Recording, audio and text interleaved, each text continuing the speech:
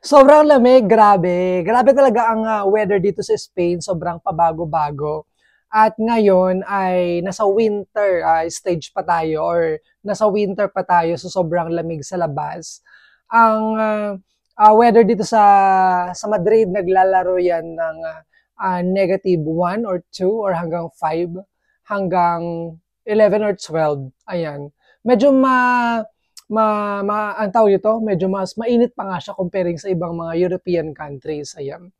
Welcome to my channel, Nathaniel Travels. Ang pag-uusapan natin ngayon ay tungkol sa weather dito sa Spain. Actually, ang weather dito sa Spain ay parang ex mo lang yan, pabago-bago. Charot lang. Pero seriously, pabago-bago talaga siya. Kanina umaga, 0, -1, 1 ng 2, ganun yung weather. So, napakalamig niya. Actually, yung sa mga kotse, kung mapapansin mo yun, nagyayelo. Ayan, nagfo-frozen. Pati yung mga damo, nagfo-frozen sila, yung mga juice, nagfo-frozen. Sobrang lamig. So, kailangan ng jacket, scarf, at ano ba, yung iba nag-gloves, 2 layer ng jacket or 3 layer.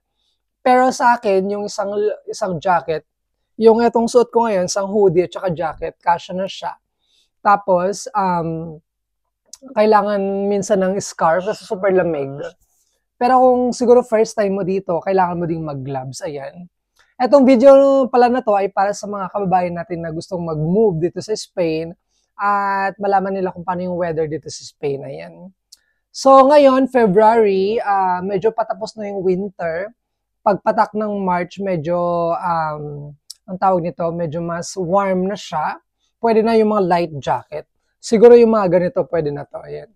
Tapos mga 3rd week of March, sa 21 ng March or 22, spring na. So mag-iba na naman yung weather.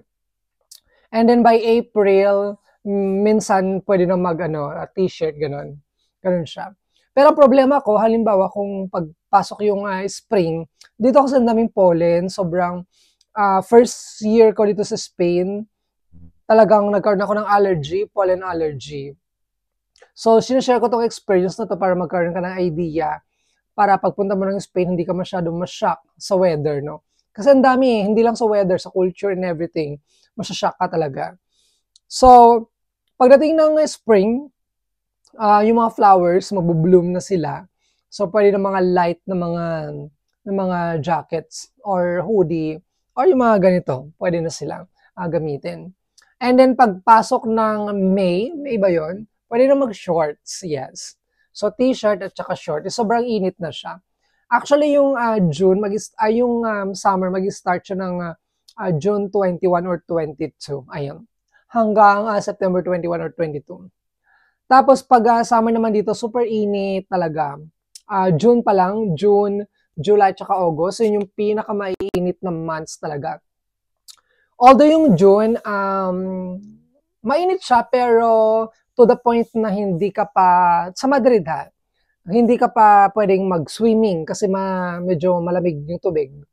Siguro pwede ka mag-swimming like mga June 15, ganyan. O early part ng June hindi pa pwede. Mga June 15 pwede ka na mag-swimming. And then July and August talaga yung pinaka-mainit. Like yung alauna, alas 2, alas 3, hanggang alas 4, sobrang init talaga. Yung mga tao hindi sila lumalabas, nasa loob lang sila ng mga rooms nila, ng mga bahay nila. Tapos meron silang tinatawag dito na persiana, yun yung blind. Yun yung binababa nila para yung init hindi siya pumasok sa loob ng bahay. Sobrang masangsang. Sa Pilipinas actually, yung super nakakaitim siya, tapos yung humidity very dry. Dito naman, dry siya na you can go outside din, pero parang may heat wave.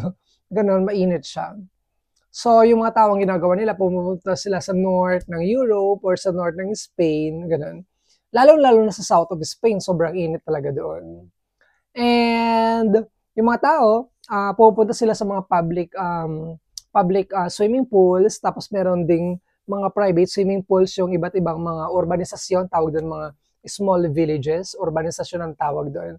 So, it's either pupunta ka sa swimming pool ng urbanisasyon mo, which is free sa mga taong nandun, at pwede rin sila mag-invite.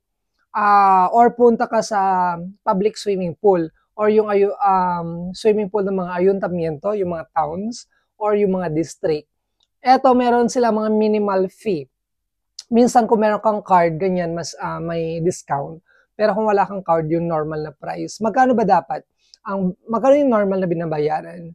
Sa mga, parang yung Lunes hanggang Biyernes nila kasi iba yung price. Let's say mga parang 3 euros yung entrada. Entrada is entrance. 2, 3 euros, ganyan. Pero pagdating ng weekend, mas mahal siya. Pag Saturday afternoon or Saturday at saka Sunday, mas mahal siya. 5 euros, 6 euros, ganyan. Meron din silang tinatawag na abono, yung parang mga 10 entrances, ganyan, that anyone can use, kahit sino pwedeng gumamit nun. Ayan. Ano ba? Normally, meron yung mga yung fruits din pala dito, guys, seasonal. Dito sa Spain. Like sa summer, maraming mga strawberries, melon, tsaka watermelon, sandia. Yan. Sobrang dami. Na pag winter ngayon, super mahal. Meron din para mga ilan kasi. Parang, ang tawag dito, ini-import pa nila from outside Spain, kaya siya mahal. So, ayun. So, yun yung summer, super init, na talagang, minsan kailangan mong sun cream. Kasi, alam mo yun, talagang masusunog yung balat mo. Hindi naman masusunog, pero mangitim ng konti. Tapos dry, kasi kailangan mo na mag-lotion talaga. And then, pag autumn na yan, chill na naman, mga light jacket, light hoodies, ganyan.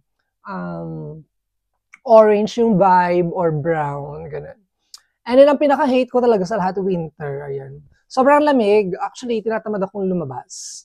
Sa Valencia or sa south ng Spain, hindi siya ganun kalamig. So, like, pwede kang lumabas kahit light jacket lang, ganyan. Pero dito sa Madrid or sa north ng Madrid, super lamig na. Ito yung season na gusto ko lang magkulong sa bahay, mag-movie marathon, ano pa ba, magluto, or matulog, ganyan. Nakakatamad. Well, actually, even summer din, nakakatamad. Sa summer, mas parang, dito kasi meron silang tinatawag na siesta. Yung siesta, parang, ano lang, nakahiga ka lang, or tamad hour, ganon. So, dun lang sila sa kama nila, or sa sofa, kahit saan, ganyan. Yun yung time na tinatamad sila. Sa Pilipinas, meron din tawag na ganyan eh. Meron tayong ganyan, pero nakalimutan ko ng tawag. Meron ba? Ayan, paki-comment naman sa ating comment section. Kung bago ka pala sa aking channel, pa-subscribe naman. Ayan. So, ang pinag-usapan nga natin is about sa weather sa Spain. Yun lang, nakakatamad din nung pag-winter kasi ang dami mong sinusuot, mga coats, jacket, sobrang, ang tawag dito, hassle yung lumabas. Kailangan mo mahaba yung medyas, kailangan naka-scarf ka, naka-bonnet. Di ba, ang dami mong dala. Which is, yun yung kabaliktaran ng pag-summer kasi very light lang talaga. So, yun. Tsaka yung color ng mga damit ng tao nagbabago-bago din. Pag summer, white, ganyan. Yung light, very light ang dating. Pag autumn, orange or brown, ganyan. Pag winter naman, black, white, or gray, ganyan. And then pag spring, yung medyo may kulay, pastel color. Light blue, pink, yellow, yung mga ganyan. Sobrang ganda. Talagang yung mga tao ay sumasabay sila sa kanilang weather. Ayan. So, siguro ang pinaka-worry or pinaka-struggle natin, mga Pilipino or kahit yung mga ibang lahi is winter. Lalo na pag galing tayo sa isang tropical country na parang Pilipinas. Winter, kasi sobrang lamig. Parang feel ko, mas kakayanin pa natin sa super init. Kasi sanay naman na tayo sa init, diba? Kesa yung super lamig, no?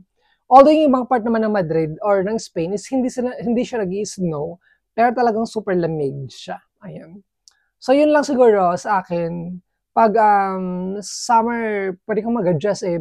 Pwede ka naman gumawa ng ice candy, ng halo-halo. Yun nga pala ang maganda rito. May mga Filipino restaurants at merong halo-halo. Ayun. To beat the heat, ganun. So, ayun. Siguro yun lang, winter para sa mga bagong mga Pilipino na pupunta rito. Kasi kailangan mo ng mga maraming damit, kumbaga. Hindi mo pala kailangang bumili ng maraming winter clothes pag galing ka ng Pilipinas kasi dito mas mura at saka mas madami kang pwedeng pagpilian, mas madaming brands at saka maraming areas kung saan pwede kang bumili At meron din sila dito mga parang ukay-ukay, no? Mga second hand, mga ang tawag dito, thrift shop, mga cheap na mga stores and locals, mga merkadilyo, mga markets, ganyan. So maraming options dito. Kaya kung galing ka or pupunta ka dito sa Spain, galing ka sa isang tropical country, kasi marami din nagko-cross country dito, hindi lang galing ng Pilipinas, kahit yung mga galing ng Dubai, ng Qatar, yung mga ganyan. So dito is hindi mo na kailangan magdala ng maraming winter clothes, ayan. So kung ano lang siguro yung pwedeng laman or yes, ng iyong baggage allowance, yun na lang siguro nire-recommend ko, ayun. So yun lang, so gusto ko lang sanang sabihin na kailangan talaga natin mag-adjust, hindi lang sa bagong place, sa bagong language, pati sa climate or sa weather. Kasi nga, ayan, para makasurvive. Survival of the fittest ang pig. Ayun. Actually, hindi pa nga ganit ka-extreme yung weather dito comparing sa London, no? Or sa Germany, or sa Iceland, sa Norway, ganun. Doon mas extreme. Yung talagang like ngayon is like nag-i-snow siya. So, mas struggle yon para sa atin or para sa mga bagong pupunta ron. Ayan. Ayun lang guys, kung meron kayong question about life in Spain, you can comment, you can subscribe to my channel, and don't forget to hit the like button of this video. Maraming salamat. See you sa aking next video. This has been Nathaniel. Bye po.